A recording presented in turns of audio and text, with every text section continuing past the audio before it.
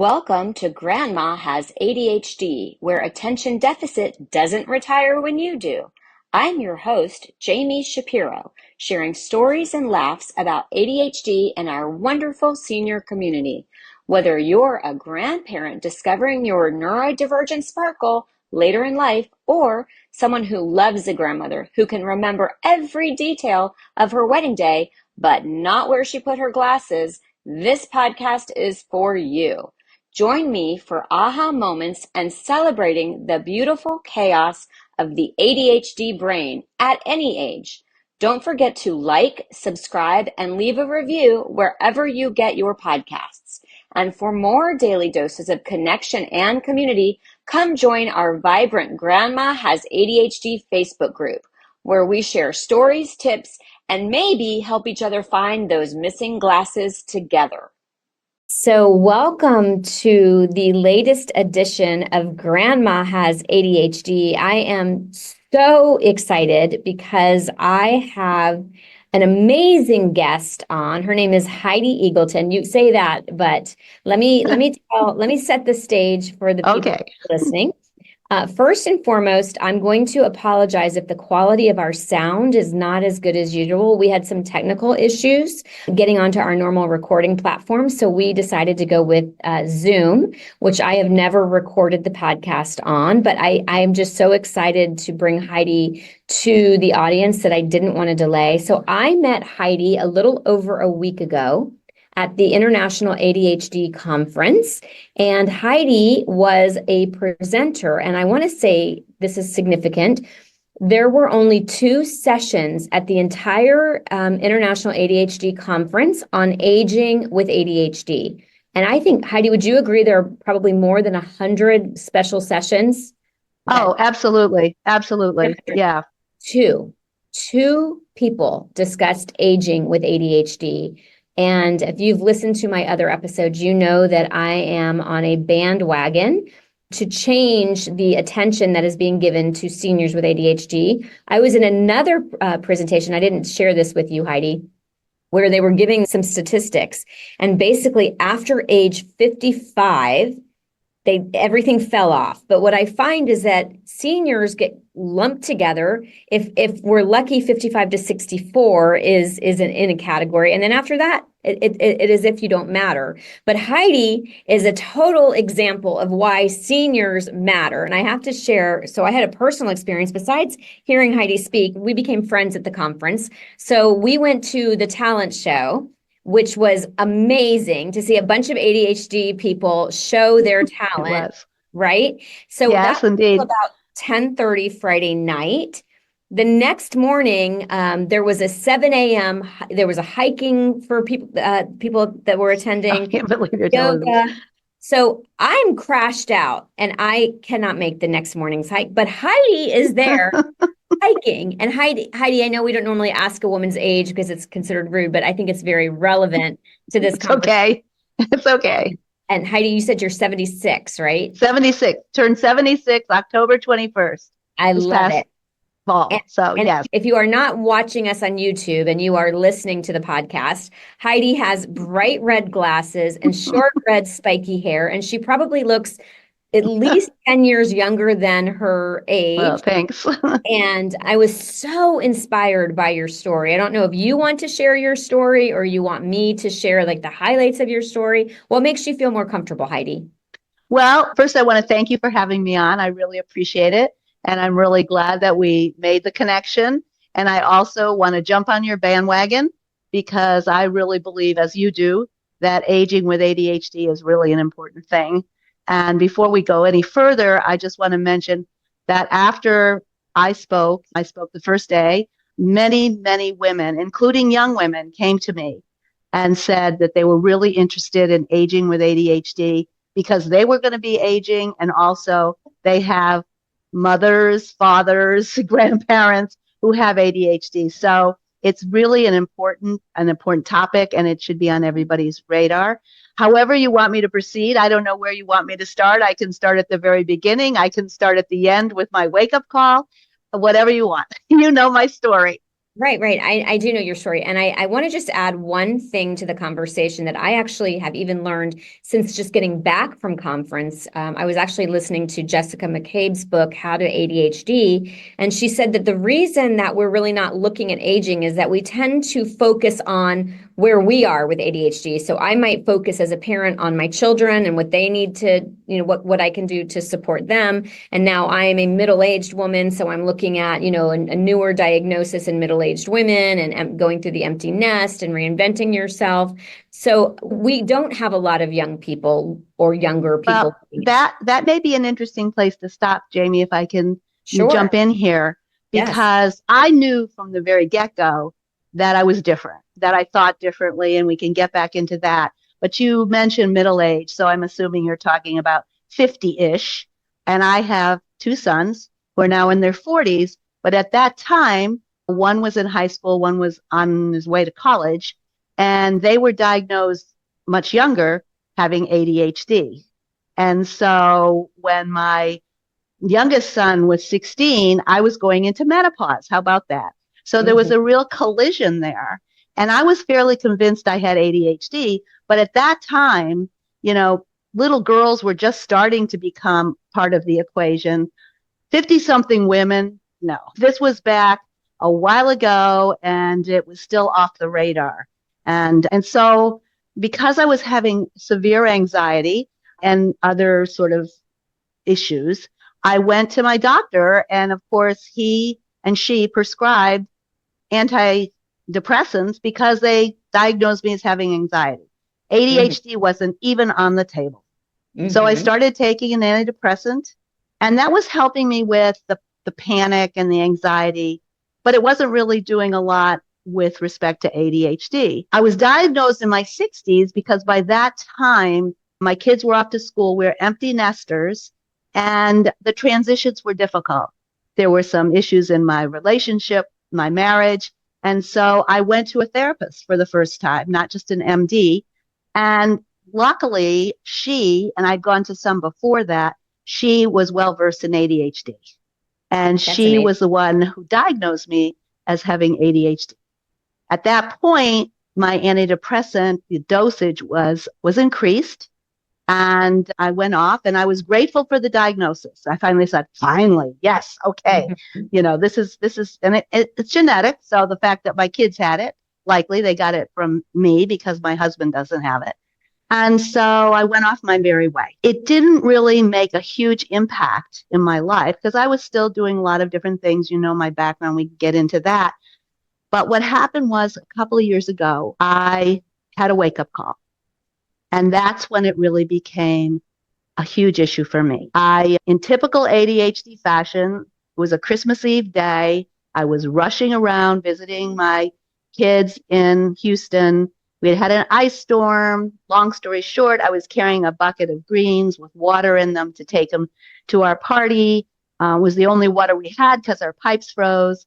And dang, if I don't slip on an ice patch in the alleyway, I go down with the bucket of greens in my hand, my left hand, and my right arm splayed out in front of me like a filleted fish.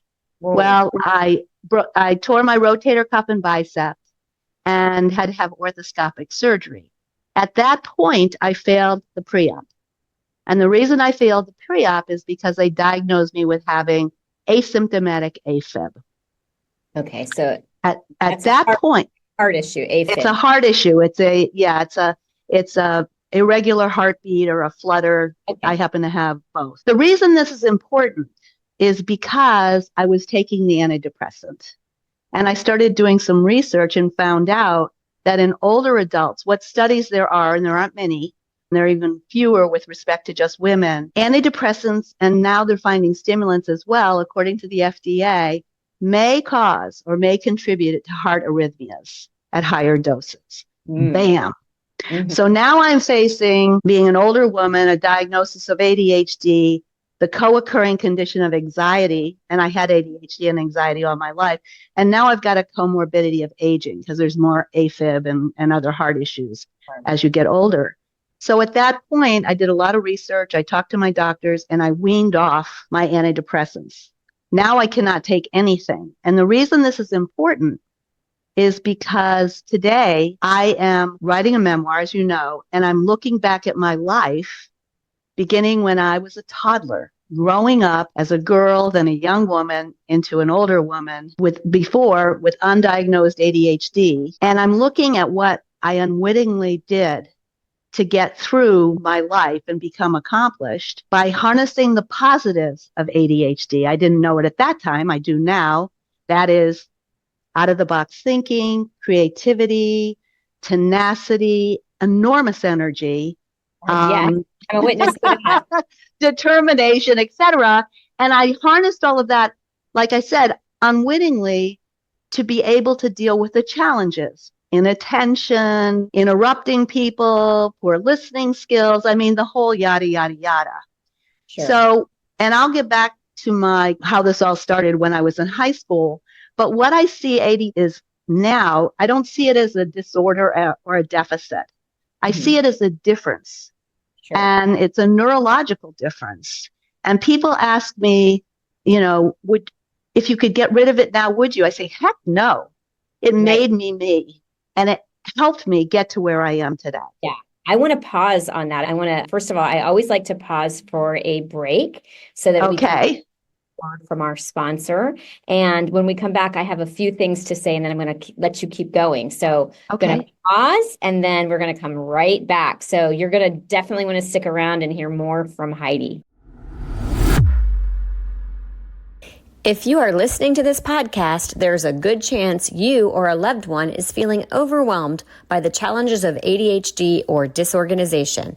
Since those of us with ADHD tend to struggle with where to begin big projects like moving or home organizing, the Silver Linings Transitions team can guide you through the process, breaking tasks down into manageable steps or handling every detail. There's a reason our team carries magic wands when we work with our clients.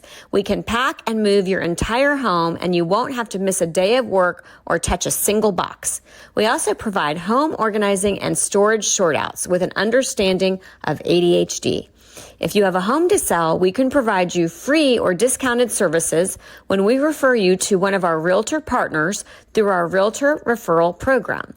Visit our website at www.silverliningstransitions.com or call us at 760-522-1624 to learn more about how we can help you make your move or home organizational project magical. Or just Okay, so we are back. There are a few things that Heidi brought up. I'm so excited to hear her because what her experience is going to be so relatable for seniors who are coming to this discovery. The first thing that I want to say, and she highlighted it, is that she is not able to take the stimulant medication, and that is going to be the case for a lot of seniors. They are not going to be able to take it, and there is an expression, pills don't teach skills, and that is why it is so important for anybody with ADHD, whether they are formally diagnosed or they are unofficially diagnosed. Like I like to say, if it quacks like a duck and it walks like a duck, might be a duck. And, I actually had this conversation when I got back from a conference with I call her my mother outlaw. So she is my former husband's mother, and we just have a great relationship. And she asked me, why does it matter? If you're not going to take medication, why does it matter? And I said, well, if you could squeeze out, the best part of your life when you have all this time, if you're lucky enough to be able to afford to retire, and you can reinvent yourself and you have the energy to do it, why wouldn't you? And I also want to say some of the things that we with ADHD, some of the challenges that we have with our executive functioning and our short-term memory, those are also coexisting conditions that come with aging. So even if you don't have ADHD, if you are lucky enough to be aging, you're going to have short-term memory issues. You're going to forget where you parked your car. You're going to, right? So that was one thing that I wanted to say. And another thing is that right now we don't have the assessments, the formal assessments in place for seniors. And what they now say to do is they want you to look back into your 40s. That's a good time generally to take a look at what your behavior was. If you can remember, like Heidi is, about her childhood, which I would say the majority of us with ADHD probably do see it in childhood. So with that, Heidi, I do want to hear, because I was so inspired about some of the things that you did, the workarounds that you created. And I'm so glad you highlighted I call them the silver linings of ADHD. So go back, take us back to, how you knew you were different as a child. And we're going to have a more conversation explaining to Heidi that people with ADHD get too really bored when someone just, talks, even though I think it's amazing. We're going to be more conversational. Okay. So actually, I really started looking back when I started writing my memoir. And what I want to say is oftentimes, because healthcare professionals, many of them, are not well versed in ADHD, particularly with older people, there's just very little research. Oftentimes when you go in and you're forgetful or you're this or that, the first thing they jump to is cognitive decline or dementia, beginnings of dementia. Well, if that's true, I had cognitive decline when I was 2. And the thing is, when I started writing my memoir, I went back, and journaling is great. This is a form of journaling for me, I guess, but I was remembering so many things. And not to be going on and on, but the thing that stood out to me the most was when I was about 16 or 17 years old. I was taking the SAT, the Scholastic Aptitude Test, for college entrance. And back then, this was in 1965, 66, that was the gold standard for college admissions. And I did horribly on them. All my life, I did horribly on multiple choice exams. And I mentioned this to you because my guidance counselors at the time told me I wasn't college material because of my test scores. Okay. Well, I had a very supportive father. And because of the positives of my ADHD, my tenacity, my out-of-the-box thinking, and the energy, and the creativity, I may have said this already, I went ahead and I took some detours, but I ended up getting an associate arts degree, a bachelor's of arts degree in government. I went on to get my law degree and practiced law for 5 years. Tell them where you got your law degree from. I got my law degree at Georgetown. Right. And I guess maybe the way that happened was I did miserably again on my law entrance exams. I mean, I barely got credit for writing my name. And so I had to come up with something. I had good grades and I had some good recommendations. So I marched myself down to Washington, D.C., and I went in and I argued before the admissions committee that I was a lousy test taker, that they had a history of my lousy test taking, that I was going to be a really good law student and a lawyer based on, my school record and just my interest and my passion, and that they needed to accept me. And they said, take the law boards again. I said, no, I'm not going to do that. I'm going to just prove to you what you already know. And I was admitted. I love it. That was one of my favorite stories. And I actually, Heidi, and I didn't at the time know that I had ADHD. Again, I wasn't diagnosed till my 40s.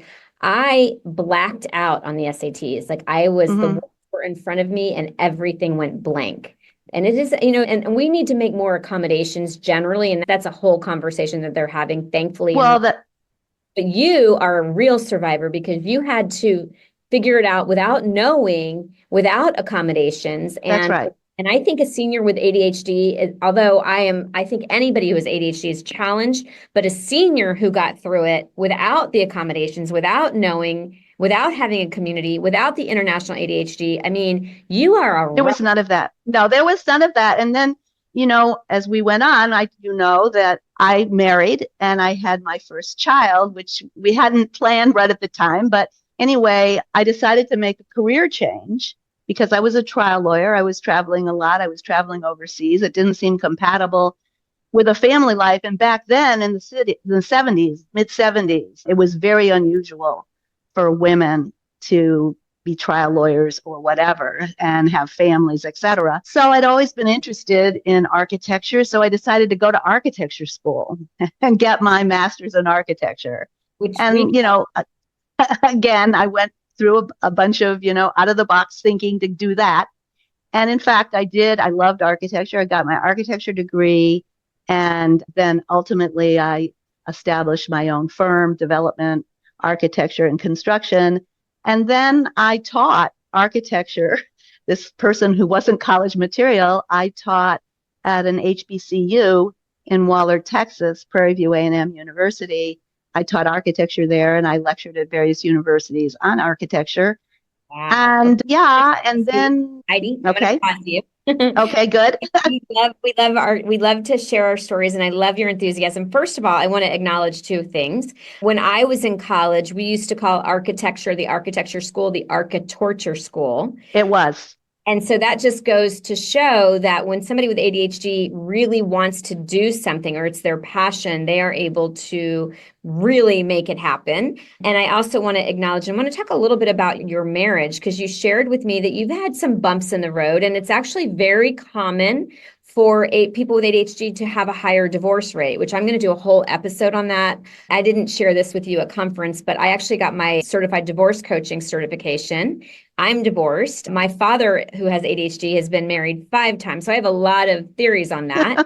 But I was really impressed to hear that you and your husband, though you really had some struggles, you have made it, and you have together how many years now?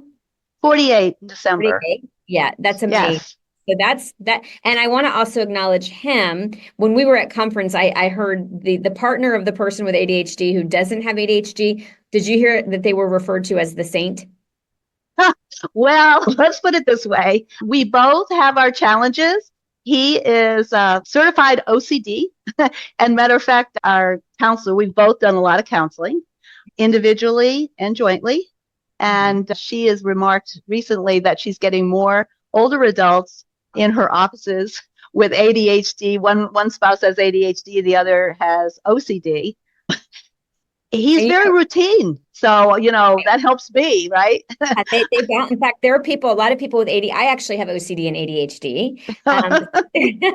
And I have one child with OCD and one with 2 now with ADHD. That's recovery. But, what I'm trying to do also is I know the ADHD brain. I have the ADHD brain. I'm the mother of ADHD brains. I have 2 parents with ADHD. So although you and I could go on and on, I want to sort of circle us back to the person. Okay, sounds good. Because I want to say, first of all, that you are the poster child for everything that somebody with ADHD should aspire to be. You are my hero. I was blown away. I'm humbled. Well, listen, I don't give compliments easily. So when they're given, they're heartfelt. You are just absolutely an inspiration. So what I want to do is I want to leave our guests with, a lot of people who are coming to the show they think they have ADHD, or they're an adult child and they know they have ADHD and they're pretty sure their parent does, but their parent just is like, I don't want to hear it. I'm not open to it. So we're going to have some conversations going forward with some of the adult children that I met at the conference. But what would your advice be, knowing that this is the audience, that it's both seniors who have it or suspect they have it, haven't been formally diagnosed, they're adult children, what are your hacks? What are your, the best things you can share with somebody to make their life better? First of all, I really have to say one size doesn't fit all. And it's very hard. I've written hacks. I've done hacks. I have some things that I've done that I can share that work for me. Movement and song. Zumba is a big part of my life. My therapy dog, Maddie, is a big part of my life. I've written children's chapter books on her from her point of view and loosely based on my growing up with ADHD. I think the hardest thing is, and I have a friend who's asked me about his sister and how can he convince her to get help. I think that's really hard. And I think part of the problem is that I think ADHD, especially among older adults, is still thought of as something bad. Stigmatized. Right. Stigmatized, yes. It's also why I don't use the word senior. I use the word, we talked about this, older adult, because things carry internalized bias along with them, words. And I do think that given where we came from, I was born in 48, that mental illness or ADHD is frightening to an older adult. Oh, I don't have that. Oh. And my idea is to focus on the positives rather than the negatives. We tend to try and we have a problem and we want to fix it and we want to throw, something at it or whatever. But I would totally recommend talking about the wonderful things that you can do with your ADHD because of your ADHD. That is the creativity, the out of the box thinking, the tenacity, all those things, the energy. But I really also want to throw into this, and this helped me a lot, which people don't really understand or realize, is the ability to hyperfocus. If I'm onto something, and this helped me a lot, a bomb could drop, and that may not be a good thing, but I'm still focused. And Right. I think by really trying to harness the positives, that perhaps people will warm to it. Also, in writing my memoir, I'm trying to say to older women, particularly, you're not alone. I'm hoping they'll feel validated. I'm hoping they'll want to speak up rather than hide in the shadows, because we've got a long life to live.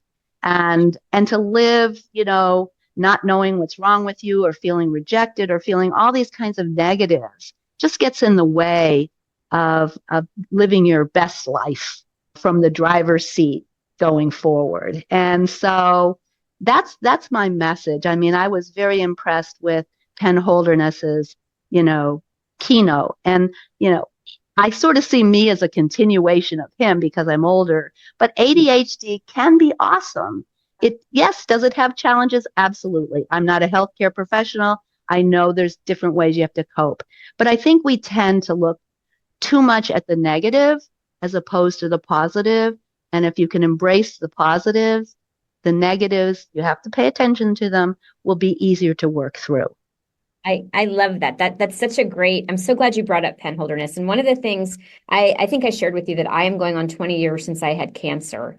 And Yes. one of the things that I have definitely learned in this life, and I would attribute this positivity to my ADHD as well, is that we don't get to choose the circumstances of our life. No, we We don't. were born this way. This isn't something that our parents caused us to have happen. I mean, sometimes ADHD can be caused by trauma, but it is very heritable also, as evidenced by the fact that you have, a child with it.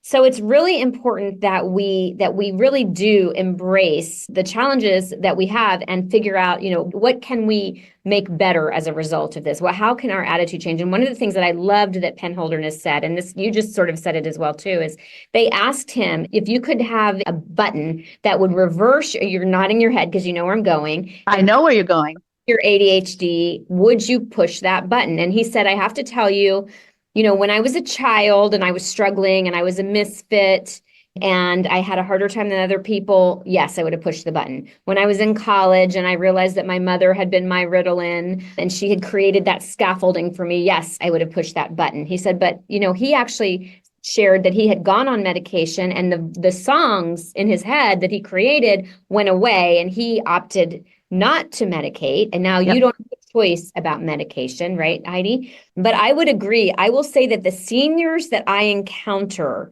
with ADHD generally, and again, you meet one person with ADHD, you meet one person with ADHD, they have more energy and more enthusiasm. And I honestly, Heidi, I hope that I am you in 21 years. Thank you. Thank you. You are there's a word, I think I used it, countenance. I love the word countenance. It's my new favorite word. But this is the glow that you bring about, Heidi. And I love being in your presence.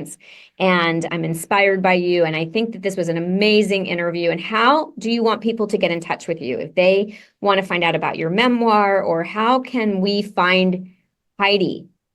Well, there's a couple of ways. They can reach me through my email at heagleton@gmail.com. They can reach me on my website, www.heidieagleton.com, all lowercase. And Eagleton is Eagleton, like eagle. Yes, like the bird eagle, and ton. Okay. And by the way, just as an aside, my maiden name is Della Fera, and I use that as my middle name, and it's Italian. Okay. You can read about my Italian roots, but Della Fera means made of iron. Ooh, and I carry that as a badge. Anyway, just a little side note. Perfect name. So any little things you can find. And basically I want to say in closing, so much of it is accepting the differences that make you you and embracing the differences. And in one of my children's books, the first one, the message is differences rock and never change yourself to fit in. And so I identified with what Penn Holderness was saying. And no, I agree. I just wouldn't change my ADHD for the world. And I wish the best for everyone and that they can find, their pathway going forward with their ADHD, diagnosed or undiagnosed, 60 and older. Well, I'm turning 55 in January, and Good for you. I definitely feel like I have a much younger energy. You do. Yes. You do. But you outlasted me. With all that said, this was amazing. I am absolutely going to have you back, and we live close to each other, so I am sure we do. That we're going to be seeing each other, and we'll definitely see each other again at the ADHD conference. But Heidi, thank you for helping other seniors make the rest of their life the best of their life. Thank you so much for having me, Jami. Great seeing you again, and I look forward to seeing you in person and on technology again. The opinions expressed on Grandma Has ADHD podcast are those of our guests and hosts and are intended for informational and entertainment purposes only. This podcast does not provide medical advice, diagnosis, or treatment. The content discussed in this episode is not a substitute for professional medical advice, diagnosis, or treatment. Always seek the advice of your physician, mental health professional, or other qualified health provider with any questions you may have regarding a medical condition or mental health concern. Never disregard professional medical advice or delay in seeking it because of something you have heard on this podcast. If you think you may have a medical emergency, call your doctor or emergency services immediately. The host, guests, and producers of Grandma Has ADHD do not assume any liability for the content of this podcast. Listen at your own discretion.